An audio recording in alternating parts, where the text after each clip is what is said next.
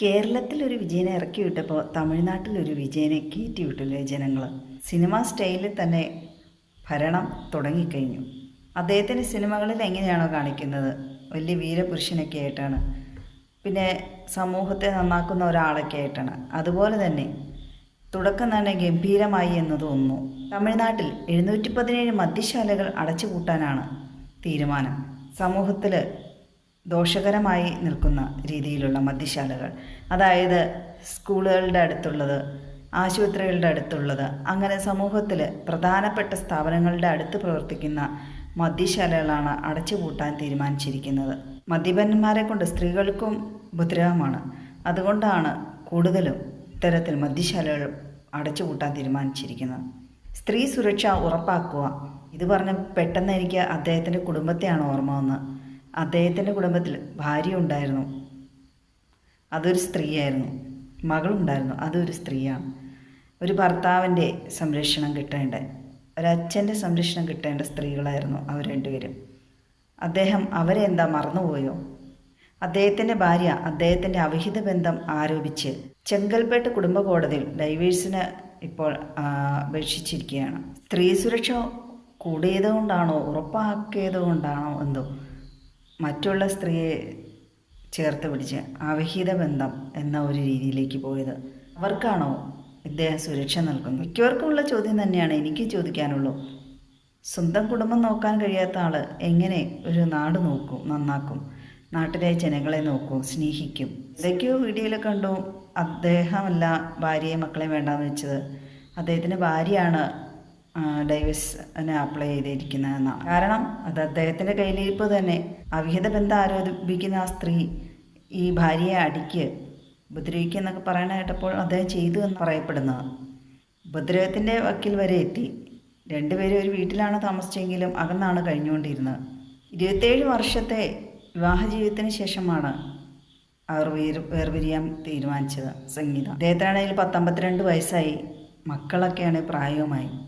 പിന്നെ ഇതൊക്കെ എന്തിൻ്റെ നമ്മളെ പച്ച മലയാളത്തിൽ പറഞ്ഞ എന്ത് സൂക്കേടാണ്. ഇദ്ദേഹം ഒരു ക്രിസ്ത്യാനിയാണ്. ശരിക്കും പറഞ്ഞാൽ ക്രിസ്ത്യാനിറ്റിക്ക് എതിരായിട്ടാണ് ഇങ്ങനെ ഒരു അവിഹിത ബന്ധം എന്നുള്ള ഒരു സംഗതികളൊക്കെ. വിവാഹിതനാണ് അദ്ദേഹം, മക്കളുണ്ട്, ഭാര്യയുണ്ട്. എന്നിരിക്കെ മറ്റൊരു സ്ത്രീയെ ചുമന്നുകൊണ്ട് നടക്കുക എന്ന് പറഞ്ഞാൽ ആർക്കാണെങ്കിലും സഹിക്കില്ല. തക്കതായ കാരണം ഉള്ളതുകൊണ്ടായിരിക്കാം ഭാര്യയും മക്കളും ഇദ്ദേഹത്തിനെതിരെ വേണ്ടാന്ന് വെച്ച് പോയത്.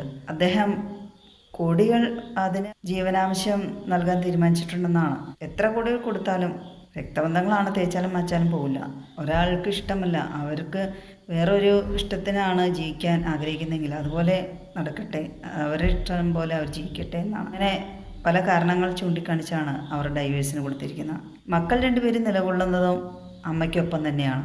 കാരണം മക്കൾ പ്രായമായ മക്കളാണ്. പിതാവ് ഇങ്ങനെ ഒരു തെറ്റായ രീതിയിലൂടെ നടക്കുന്ന ആളെന്ന് അറിയുമ്പോൾ അവർക്ക് സമൂഹത്തിൽ തലയുയർത്തി നടക്കാൻ. വിജയുടെ മകൻ സോഷ്യൽ മീഡിയയിലൊക്കെ ഇനീഷ്യലൊക്കെ മാറ്റിയാണ് അമ്മയുടെ പേര് ചേർത്താണ് ഇട്ടിരിക്കുന്നതെന്നാണ്. വിജയുടെ അവിഹിതമായി ബന്ധപ്പെട്ട് കേൾക്കുന്ന തൃഷയുടെ ഒരു ഇൻ്റർവ്യൂവിൽ പറയുന്നുണ്ട്, CM ആകണം എന്നാണ് ഏറ്റവും വലിയ ആഗ്രഹം എന്ന്. അവരുടെ ഒരു സിനിമയിലും കാണിക്കുന്നുണ്ട്, അവർ CM ആവാൻ ആളുകളെ കൊല്ലുന്നു, അങ്ങനെ ആൻറ്റി ഹീറോയിനായിട്ട് അഭിനയിക്കുന്ന സിനിമയുണ്ട്. ഇവരെല്ലാം ജീവിതം സിനിമയൊക്കെയാണോ അതോ സിനിമ ജീവിതമാക്കിയതാണോ? കാരണം വിജയുടെ ജീവിതത്തിൽ ആൻറ്റി ഹീറോയിനായിട്ടാണ് തൃഷ എത്തിയത്. സംഗീതയാണെങ്കിൽ കോടീശ്വരിയായ സ്ത്രീ. അവർ വിവാഹം കഴിക്കുമ്പോഴും വിജയേക്കാൾ കോടീശ്വരിയാണ്. അവർ എത്ര അടക്കമൊതുക്കമായി കുടുംബവുമായിട്ട് ജീവിച്ചുകൊണ്ടിരുന്ന സ്ത്രീയാണ്. അവരുടെ പേരൻസ് എല്ലാം വിദേശത്താണ്, ലണ്ടനിലാണ്. പക്ഷേ അവരെ വളർത്തിയ തമിഴ് പെൺകുടിയായിട്ട് തന്നെയാണ്. ലീഗലി ഡൈവേഴ്സ് ആകാതെ ഭാര്യയുടെ സ്ഥാനത്ത് വേറൊരാളെ ചുമന്നുകൊണ്ട് നടക്കുക എന്ന് പറയുന്നത് ഇല്ലീഗലല്ലേ. വളരെ കലാമൂല്യവും കഥാമൂല്യവുമുള്ള സിനിമകളായിരുന്നു വിജയുടെ. അതുകൊണ്ടായിരിക്കാം അദ്ദേഹം വൻ വിജയം ഇലക്ഷനിൽ നേടിയത്. അതുപോലെ തന്നെ ഭരണത്തിലും കാഴ്ചവെക്കുമായിരിക്കാം എന്നൊക്കെ പ്രതീക്ഷിച്ചായിരിക്കാം ജയിപ്പിച്ചു വിട്ടത്. അങ്ങനെ തന്നെ ആകട്ടെ, അവിടുത്തെ ആളുകൾക്ക് ഉപകാരമാകട്ടെ, ഗുണമുണ്ടാകട്ടെ.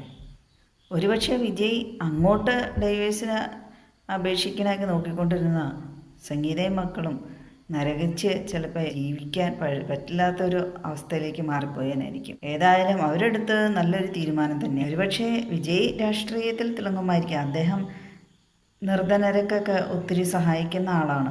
അതുകൊണ്ടൊക്കെ കൂടിയായിരിക്കാം ആളുകൾ അദ്ദേഹത്തെ ജയിപ്പിച്ചു വിട്ടത്. രാഷ്ട്രീയം മുന്നിൽ കണ്ടുകൊണ്ടായിരിക്കാം ഒരുപക്ഷെ വിജയും അതുപോലെ ചാരിറ്റിയൊക്കെ ചെയ്തുകൊണ്ടിരുന്നത്. അദ്ദേഹത്തിൻ്റെ ഭാര്യയും അദ്ദേഹത്തിൻ്റെ ഒരു ആരാധികയായിട്ടാണ് വന്നത്. അങ്ങനെ കണ്ട് പരിചയപ്പെട്ട് വിവാഹത്തിലേക്ക് പിന്നീട് ഇപ്പോൾ ഇങ്ങനെ